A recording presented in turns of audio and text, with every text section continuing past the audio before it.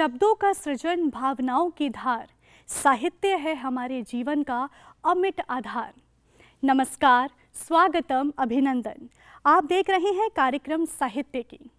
और वाकई ये बात बिल्कुल सच है कि साहित्य ही है जो हमारे जीवन का न मिटने वाला एक ऐसा आधार है जिसकी जड़ों को पकड़कर हम अपने पौधे रूपी जीवन को एक बड़े वृक्ष में तब्दील कर सकते हैं, जो सही मायने में हमारे जीवन को एक नई सकारात्मक ऊर्जा और दिशा प्रदान करता है। साहित्य की जीवन यात्रा में साहित्य से वरिष्ठ साहित्यकार अलका सिन्हा जी से खास बातचीत रहेगी। पुस्तक चर्चा में निर्भीक राष्ट्रीय नायक गणेश शंकर विद्यार्थी पर चर्चा करेंगे वरिष्ठ साहित्यकार श्री महेश दर्पण जी। किताबों की दुनिया में हम आपको सीधे ले चलेंगे डॉक्टर भीमराव अंबेडकर यूनिवर्सिटी दिल्ली के पुस्तकालय में। आज साहित्य की जीवन यात्रा में हमारे साथ इस यात्रा में मौजूद हैं वरिष्ठ साहित्यकार श्रीमती अलका सिन्हा जी। आइए उनसे उनकी साहित्यिक जीवन यात्रा के बारे में चर्चा करते हैं।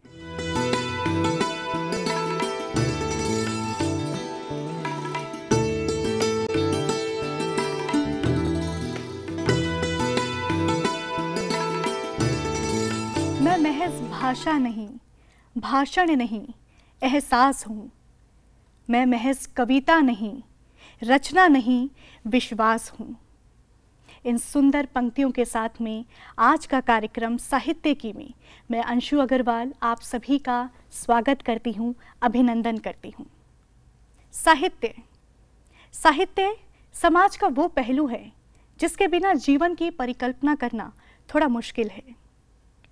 साहित्य ही है जो हमें अपने आप से जोड़ता है, हमें हमारी आत्मा से जोड़ने का काम करता है। साहित्य ही है जो हमें सही मायने में मनुष्य जीवन को एक नई और सकारात्मक दृष्टिकोण प्रदान करता है। और आज साहित्य के कार्यक्रम में हम आपसे जिनको मिलवाने वाले हैं, उन्होंने हमेशा से ही तस्वीर के उस रुख को उजागर किया है जहां तक समाज के एक आम इंसान की सोच और दृष्टि शायद थोड़ी कम पहुंचती है। आइए मिलकर स्वागत करते हैं वरिष्ठ साहित्यकार श्रीमती अलका सिन्हा जी का। अलका जी, आपका बहुत स्वागत है कार्यक्रम साहित्य की में। बहुत बहुत धन्यवाद। मैं भी सभी का अभिनंदन करती हूँ। नमस्कार। अलका जी, बहुत खुशी हो रही है और आपसे बहुत सारी आज मुझे चर्चा करनी है, बहुत सारी जानकारी लेनी है।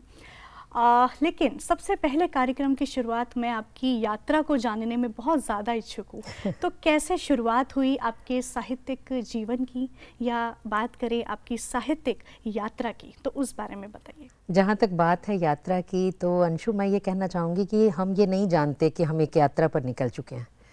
चलते तो हम जिंदगी के सफ़र में ही हैं, और कैसे कलम आपके हाथ में आ जाती है एक हथियार बन के, और ऐसा हथियार जो किसी पर वार नहीं करती बल्कि उसको सुंदरता से गढ़ती है। क्या बात है। इसका पता बहुत समय बाद चलता है। अगर मैं कहूँ कि मेरा जो रुझान थोड़ा थोड़ा बनने लग गया था, तो वो ऐसा था, वैसे मेरी सारी पढ़ाई लिखाई दिल्ली में हुई और यहाँ का जो महानगरीय जीवन है उसके साथ साथ मैं चली हूँ, लेकिन गांव मुझे बहुत लुभाता रहा जी। और मेरे दादा का घर जो था, मेरी दादी का घर जो था, वो बिल्कुल ठेठ देहात था। तो हम गर्मियों की छुट्टियों में वहाँ जाया करते थे जी। तो वहाँ के पहाड़, वहाँ की नदियाँ, मैं बिहार की रहने वाली हूँ और बीर गाँव मेरा गाँव है। अच्छा। तो वहाँ की जो मतलब वनस्पति जगत है, वहाँ का जो हवा, पानी, कुएं का पानी, ये सब मुझे बहुत लुभाता रहा। तो मैं चाहे दिल्ली वापस आ जाती थी, और उस समय मैं स्कूल की स्टूडेंट थी, तो भी मेरे दिल्ली आने के बाद भी ये चीज़ें मेरे साथ साथ आ जाती थी, मेरी स्मृतियों में रह जाती थी। तो सच कहूँ तो मैं इनके नाम ना चिट्ठियाँ लिखा करती थी। अच्छा। क्या बात है। तो मुझे कभी नहीं पता चला कि वो एक तरह से उस यात्रा की तरफ मुझे लिए जा रही थी चीज़ें। वहाँ के जो पेड़ थे, सफ़ेदे के पेड़, उसकी झलझल करती हुई पत्तियाँ मुझे बहुत अच्छी लगती थी। वहाँ का जो धूल भरा हुआ रास्ता था, कोई कहे कि वहाँ रहना कठिन होगा क्योंकि वहाँ बिजली की समस्या और ये वो थी, लेकिन मानसिक रूप से वो यात्रा बड़ी सुंदर होती थी। तो मतलब प्राकृतिक चीज़ें हमेशा ही आपको आकर्षित करी हैं। बिल्कुल, ये कह सकते हैं। हम जो जैसे जैसे शहर में आए ना, सबसे बड़ी बात हुई हम प्रकृति से कटते गए। हाँ। तो सिर्फ वो आसपास की प्रकृति नहीं थी, हमारे भीतर की भी प्रकृति थी। बिल्कुल। तो जैसे हम भीतर से चाहते थे ऐसा होना, तो बहुत हद तक उस महानगर ने हमें होने नहीं दिया। बिल्कुल बिल्कुल। मैं चाहती थी कि मैं ऐसा करूं, लेकिन कर नहीं पाई, शायद वो शहर की जो एक जो ऊपर की जो लीपापोती होती है ना कहीं, हाँ उसने अलाउ नहीं किया मुझे। तो इसलिए वो जब जो चीज़ नहीं कर पाते ना तो वो कहीं ना कहीं कागज़ ने वो ज़मीन दे दी मुझे कि लाओ यहाँ कर लो। तो मुझे पता ही नहीं चला। और मैं शायद उस समय 6th में पढ़ती होंगी, जो मुझे याद आता है कि मेरी पहली कविता हमारे घर में एक आंगन था, उस आंगन में टहलते हुए चांद को देखते हुए बनी थी। अच्छा। तो वो कहीं छपी नहीं, कुछ नहीं, लेकिन मेरी याद में हमेशा रही। और मैंने मौके की उस कविता को गढ़ा था। अच्छा। चांद को देखते हुए कि हे चंद्र शशि निशाकर, रखी है कैसी चमक छुपाकर। क्या बात है। निकाल कर बादलों से अपना घूंघटा, मानो झांक रही हो कोई दुल्हन हटाकर घूंघटा। क्या बात है। थिरक रही हो मंद गति से, लगता है जैसे चली हो मिलने सांवरिया से। है चंचलता इतनी मुख में, जैसे आई हो नवपरी गगन में। बार बार मेघों में छुपकर, हंसती हो जाने कितनी खुश होकर। हे चंद्र शशि निशाकर, रखी है कैसी चमक छुपा कर। क्या बात है। तो ये मैंने कहीं लिखी नहीं लेकिन मेरी इसके कुछ और भी बंद थे, पर मुझे इतना ध्यान है आज भी। और बाद में मैंने लिखने लगी तो मैं आपसे कहूँ कि जैसे अगर एक कविता मुझे ध्यान आ रही है जिसको जब मैं थोड़ा गंभीर हुई इनको लेकर के, तो लोग मुझसे कहते थे ये क्या है, तुम कविताओं की दुनिया में जीती हो, ये असल में कुछ भी नहीं है ये वो। तो मेरा अगला सवाल यही था कि आपकी साहित्यिक यात्रा हमने सुनी और आपकी बातों से मुझे पता लगा कि महज हम ये मान सकते हैं कि 12-13 साल की उम्र में आपने लिखना शुरू किया, जैसा कि इतनी सुंदर कविता आपने हमें सुनाई। तो परिवार का क्या इसमें योगदान रहा और उनका कितना, अगर मैं एक सपोर्ट की बात करूं, समाज के तौर की बात करूं, तो उनकी क्या मानसिकता रही है? नहीं, हमारे घर में साहित्यिक माहौल था जी। आज के वक्त की बात करें तो शायद उस तरह का माहौल कम मिलता है, लेकिन मेरे समय में था। हमारे घर में नवनीत, कादम्बिनी, ये सब पत्रिकाएं आया करती थी, धर्मयुग आया करता था जी। तो अखबार के साथ साथ ये पत्रिकाएं आती थी और हम सब पढ़ते थे। तो वो एक माहौल तो था। तो जब मैंने खुद लिखना शुरू किया, बल्कि मुझे याद आता है कि अतुकांत कविताओं से मेरी शुरू, ये मैंने आपको ज़रूर सुनाया छंद में, लेकिन जब मैंने लिखने में शुरू किया तो मुझे अतुकांत जो था, जिसको कहते हैं विचारक कविता, वो मुझे ज़्यादा पसंद आई। मुझे लगा इसमें ना विचार आप सीधे सीधे रखते हैं, तो वो पढ़ने का ढंग क्या होता है, क्योंकि आप उसे सीधा पढ़ें तो वो बिल्कुल लगता है जैसे आप गद्य पढ़ रहे हैं, कविता लगती ही नहीं है। उसे कैसे पढ़ा जाता है, उसमें कहाँ पॉज आना चाहिए, वो पढ़ने का ढंग मेरे पिताजी ने हमारे एक धर्मयुग में कोई कविता छपी थी, उसको पढ़कर सुनाया और मुझे लगा इसका प्रभाव काफ़ी होता है। तो फिर मुझे वो एक रास्ता मिला कि शायद मैं इस तरफ लिखूं और एक लंबे समय तक मैंने छंदमुक्त कविताएं लिखी। तो क्या बचपन से ही आपने सोच लिया था कि आपको इस यात्रा पर निकलना है, साहित्यकार बनना है? और अगर ऐसा सोच लिया था तो घर में वो पहले शख्स कौन से थे जिनसे आपने इस बारे में जिक्र किया कि मुझे अपने करियर में, अगर हम बात करें, तो हमें ये आगे परस्यू करना है? सच बात बताऊं तो आज भी अगर कोई कहे करियर के तौर पर साहित्यकार बनना है तो कोई नहीं मिलेगा, कोई नहीं मिलेगा। बिल्कुल। क्योंकि साहित्यकार के हिस्से अगर कुछ आता है तो वो मान सम्मान आता है, सामान नहीं। क्या बात है, बहुत सुंदर। बिल्कुल। तो इस सम्मान को पहचानने वाले और कबूलने वाले कम ही लेखक होते हैं, क्योंकि दुनिया में जीने के लिए आपको सब कुछ चाहिए। बिल्कुल। तो मैं वही कहती हूँ, रोजी रोटी, ऊंची कोठी, ये सब नहीं देता ये साहित्य, लेकिन आपको जो भीतर से पक्का करता है ना जी। आप ऊंची कोठी वाले के आगे भिड़ जाते हैं, झोपड़ी में रहने वाले होकर भी। तो वो जो ताकत देता है ना, तो जो इसको पहचानता है, ऐसा नहीं होता कि आप इसको चुनते हैं, शायद कहीं ना कहीं से कलम आपको चुन लेती है। बिल्कुल। तो ऐसा नहीं था कि मैंने ये सोचा, मैंने तो औरों की तरह ही मैंने भी चाहा था कि मैं लड़की हूँ तो लड़की होने का दुख ना हो कभी, मैं लड़कों जैसे काम करूं, या मतलब मैं उन सभी फील्ड्स में काम करूं जिसमें कोई भी व्यक्ति कर सकता है। नॉट इन फैक्ट कि मैं लड़का या लड़की नहीं कहती, एक व्यक्ति होकर जीना मुझे हमेशा ही अच्छा लगा। और कभी अगर किसी ने ये कहा कि तुमसे ये नहीं होगा, तो मेरी सबसे पहली इच्छा हुई कि मुझे यही करके दिखाना है। क्या बात है। बिल्कुल। तो इसका मतलब ये कह सकते हैं कि चुनौतियों को हमेशा आपने डटकर सामना किया है और परिस्थितियाँ जो भी रही आपने बखूबी उनको फेस किया है और समाज में अपनी एक पहचान बनाई है। आपने जैसा कि अभी जिक्र किया कि लड़की होकर एक दुख नहीं आप रहना चाहते थे, कि आपको ज़िंदगी में कोई दुख ना हो कि आप एक लड़की आई हैं। इसी से मेरे को आपकी एक कविता मैं पढ़ रही थी आपके बारे में, जीमेल एक्सप्रेस। अच्छा, मैं उस बारे में थोड़ा सा जानना चाहूँगी। मैं चाहूँगी अपने व्यूअर्स को आप ज़रूर बताएँ, बहुत ही मुझे लगता है उनके लिए ये इंस्पायरिंग होगा अगर आप इस बारे में कुछ बताएँ तो। देखिए, जीमेल एक्सप्रेस जो है वो एक्चुअली कुछ हद तक स्त्री विमर्श को तो टच करती है, लेकिन उसका जो मेन फोकस है वो पुरुष विमर्श पर है जी। वैश्याओं की बात हम करते हैं तो हमारे सामने एक लड़की आती है जो देह व्यापार से जुड़ी हुई है। मैं बात करना चाहती हूँ उस लड़के की जो देह व्यापार से जुड़ा है। तो ये कॉन्सेप्ट अचानक से ऐसा लगता है जैसे ऐसा कैसे पॉसिबल है कि एक लड़का जो है, पुरुष जो है, वो भी वैश्या हो सकता है, लेकिन हकीकत ऐसी है।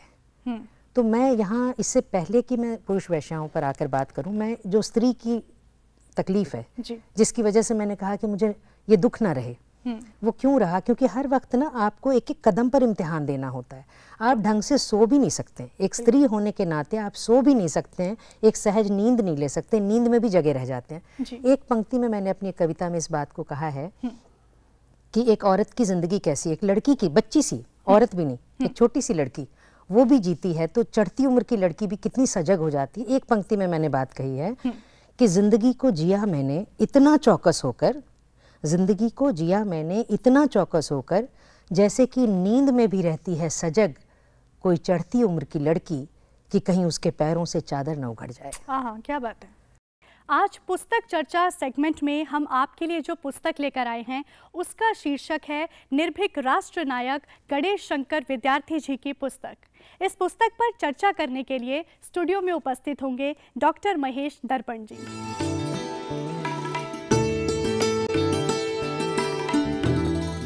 निर्भीक राष्ट्र नायक गणेश शंकर विद्यार्थी, इस पुस्तक का प्रकाशन अनुराग प्रकाशन ने किया है और इसके संपादक हैं विद्या प्रकाश। हम सब जानते हैं कि गणेश शंकर विद्यार्थी एक ऐसे राष्ट्र नायक का नाम है जिन्होंने जीवन भर आज़ादी की लड़ाई में यादगार भूमिका एक पत्रकार और एक क्रांतिकारी के नाते निभाई। विद्यार्थी जी पर 29 विद्वानों के विचारों का संकलन इस पुस्तक में किया गया है। ये सभी या तो गणेश शंकर विद्यार्थी के बेहद करीबी रहे या उनसे प्रभावित व्यक्तियों में रहे। इन व्यक्तियों की सूची देखकर ही आप दंग रह जाएंगे। सेनापति किसी ने कहा तो किसी ने कहा कि सौहार्द और आत्मोत्सर्ग की प्रेरणा देने वाले, किसी ने कहा मानवता के पुजारी तो किसी ने कहा अभय राष्ट्र पुरुष। अप्रतिम नेता और सरल व्यक्तित्व के धनी गणेश शंकर विद्यार्थी का पैतृक जिला तो जौनपुर था, लेकिन बाद में वह फतेहपुर आ गए। पत्रकारिता, भाषा, सद्भाव की भूमिका उन्होंने अपने लेखन और संपादन के नाते निभाई। प्रताप के संपादक के रूप में उनकी भूमिका पूरे देश और विश्व में सराही गई। जीवन भर वह विद्यार्थी रहे, लेकिन दरअसल विद्यार्थी नाम रखने के पीछे उनका मंतव्य यह था कि जीवन भर सीखते रहना है। जबकि बड़े बड़े लोग, जिनमें महावीर प्रसाद द्विवेदी जैसे संपादक भी थे, उनका कहना था कि यह अपने समय के सबसे बड़े गुरु हैं। स्वराज्य किसके लिए, राष्ट्र की आशा जैसे लेख और अपनी बड़ी जेल डायरी के माध्यम से उस समय का अनूठा इतिहास लिखने वाले गणेश शंकर विद्यार्थी को अग्रलेख लिखने पर अंग्रेज़ सरकार से सजा हुई। कई बार उनका अखबार जब्त कर लिया गया, जमानत तक नहीं दी गई। इसके बावजूद उन्होंने समाज सेवा, मजदूरों और किसानों की सेवा के साथ साथ राष्ट्र प्रेम की अलख जगाने में कोई कसर नहीं छोड़ी। उन्होंने चोटी के पत्रकार दिए, जिनमें कृष्णदत्त पालीवाल, माखनलाल चतुर्वेदी, बालकृष्ण शर्मा नवीन, श्री राम शर्मा और स्नेही जैसे लेखक, भगवती चरण वर्मा, कौशिक और अनूप शर्मा जैसे लेखकों ने भी उनसे प्रेरणा पाई। उन्होंने विक्टर ह्यूगो जैसे बड़े लेखकों के अनुवाद हिंदी में पहली बार प्रस्तुत किए। 1913 से 1930 तक भारत में कोई ऐसा क्रांतिकारी काम नहीं हुआ जिससे गणेश शंकर विद्यार्थी का संपर्क और संबंध न रहा हो। लगातार आज़ाद, भगत सिंह, बटुकेश्वर दत्त जैसे लोग उनके छोटे भाई की भूमिका में रहे।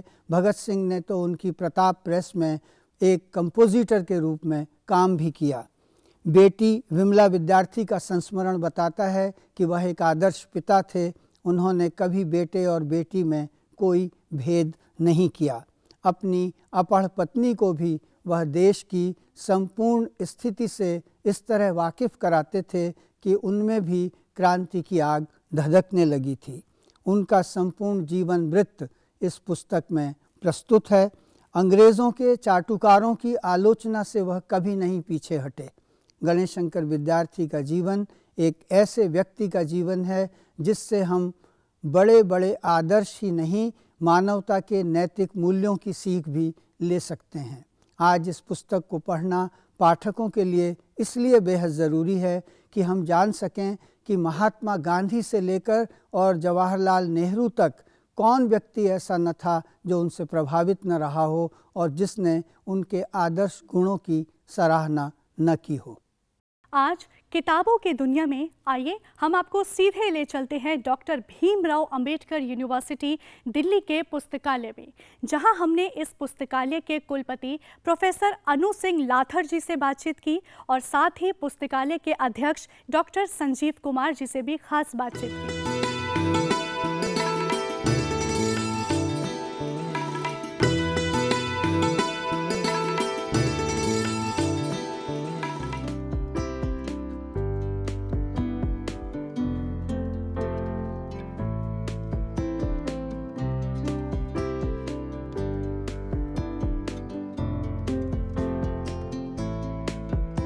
Doctor B R. Ambedkar university Delhi एक पब्लिक यूनिवर्सिटी है, एक स्टेट यूनिवर्सिटी है, दिल्ली स्टेट की हमारी विश्वविद्यालय है और ये दूसरी यूनिवर्सिटी से अलग है। हम कंप्लीटली सोशल साइंसेस, ह्यूमैनिटीज़ और लिबरल आर्ट्स में कोर्सेज और प्रोग्राम्स चलाते हैं। हमारे पास 4 कैंपसेस हैं। कश्मीरी गेट पे मेन कैंपस है। हमारे पास टोटल 4200 प्लस के करीब स्टूडेंट्स हैं जो कि यूजी प्रोग्राम में, पीजी प्रोग्राम में और पीएचडी प्रोग्राम में हमारे पास पढ़ने के लिए आते हैं। दिल्ली की बहुत ही स्पेशल यूनिवर्सिटीज़ में हम आते हैं इसलिए क्योंकि हमारा फोकस कम्प्लीटली सोशल साइंसेस पे है और बाकी विश्वविद्यालय जो हैं उनमें साइंसेस भी हैं, कॉमर्स भी है और दूसरे स्ट्रीम्स भी हैं टेक्नोलॉजी के। हम प्योरली सोशल साइंसेस में, सो हम बहुत स्पेशल हो जाते हैं इस मामले में। स्टूडेंट्स की क्वालिटी ऑफ टीचिंग लर्निंग को एनहांस करने के लिए हमारे पास बहुत सारे प्रोग्राम्स हैं, बहुत सारी पॉलिसीज़ हैं। उसमें सबसे इम्पॉर्टेंट फोकस जो है वो हमारी लाइब्रेरी एनरिचमेंट का रहता है। लाइब्रेरी में हमारी हर तरह की मल्टी डिसिप्लिनरी, इंटरडिसिप्लिनरी रिसर्च के लिए किताबें मिलेंगी, यूजी और पीजी की बुक्स मिलेंगी, ई रिसोर्सेज आपको मिलेंगे। और ये लाइब्रेरी खाली सीमित हमारे अपनी फैकल्टी और स्टूडेंट्स और रिसर्च स्कॉलर्स के लिए ही नहीं, बाकी दिल्ली का कोई भी रिसर्चर हो, कोई भी स्टूडेंट हो, वो आकर के हमारी लाइब्रेरी की फैसिलिटीज़ अवेल कर सकता है। एक और स्पेशल फीचर हमारी लाइब्रेरी का है जो हमने अभी रिसेंटली शुरू किया है, वो है भारत रत्न अवॉर्डीज़ का एक सेक्शन शुरू किया है। आज तक के जितने देश में भारत रत्न अवार्ड लिए जो बड़े बड़े लोग हैं उनकी किताबें और उन पे लिखी गई किताबें और उनके काम के बारे में स्टूडेंट्स को बताने के लिए और रिसर्च को इनकरेज करने के लिए हमने ये शुरू किया है। वो एक स्पेशल फीचर है।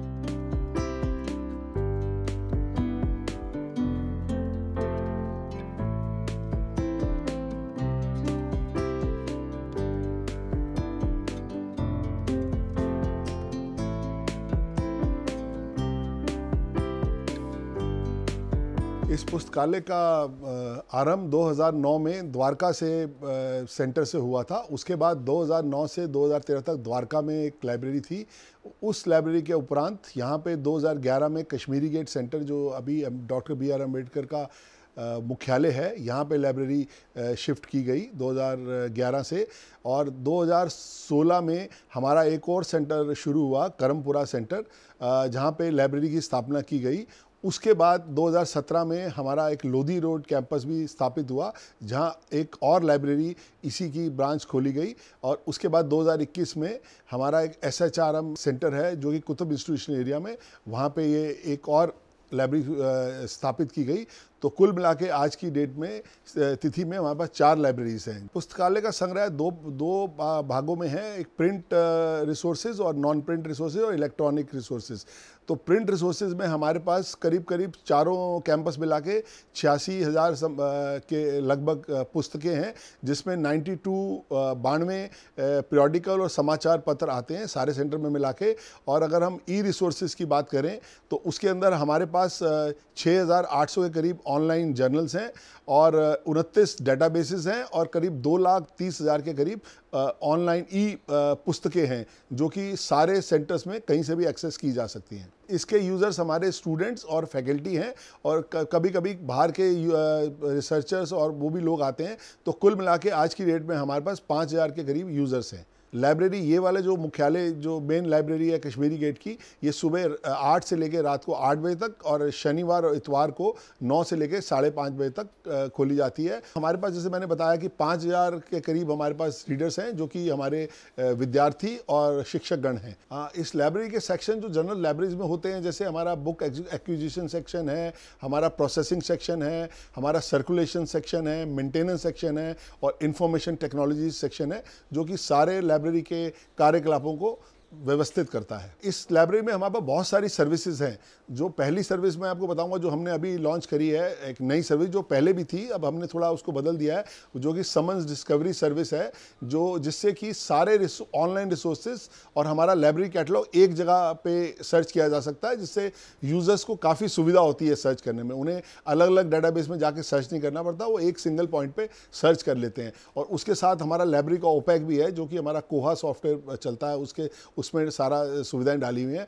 और इसके अलावा हमारी लाइब्रेरी में प्लेजरिज्म के लिए भी हमारे पास सॉफ्टवेयर हैं, टर्निटिन और ड्रिलब्रेट, और हमारे पास ग्रामरली सॉफ्टवेयर है, जो कि जिससे कि स्पेल चेक, ग्रामर वगैरह और लेखन को सहयोग करने के लिए यूज़ किया जाता है।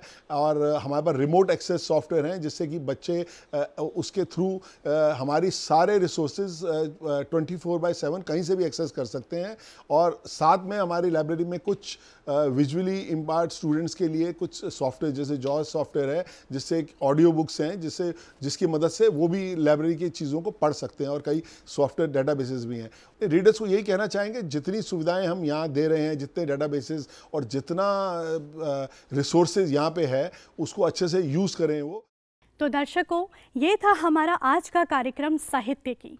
और जैसा कि मैंने आपसे कहा था कार्यक्रम की शुरुआत में कि साहित्य ही है जो हमारे जीवन का, हमारे समाज का न मिटने वाला आधार है। हमें हमेशा ही साहित्य की जड़ों को पकड़कर रखना चाहिए, तभी हम एक सुंदर, एक स्वच्छ और विकासशील देश और समाज की कामना कर सकते हैं। आज के लिए बस इतना ही। आपसे फिर मुलाकात होगी अगले एपिसोड में कुछ नई कविताओं के संग्रहों के साथ में। तब तक के लिए मुझे दीजिए अनुमति। नमस्कार।